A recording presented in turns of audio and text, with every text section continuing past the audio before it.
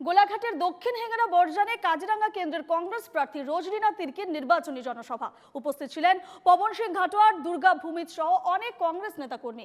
গোলাঘাট জেলা কংগ্রেস কমিটির সভাপতি গোলাপ শইকীয়ার হয়ে এই নির্বাচনী বিভিন্ন কর্মী সমর্থক আপনারা দেখতে পাচ্ছেন এবং এই মুহূর্তে যোগদানের ছবি দেখতে পাচ্ছেন। বহু মানুষ কংগ্রেসে যোগদান করেছে। সভাপতি গোলাপ শইকীয়ার সভাপতিত্বে আয়োজিত হয় এই নির্বাচনী জনসভা এবং সভায় বক্তব্য রাখেন রায়জোর দলের কেন্দ্রীয় সম্পাদক প্রবীণ দাস। জনসভায় বিহু নৃত্য এবং ঝুমুর নৃত্য প্রদর্শিত হয়।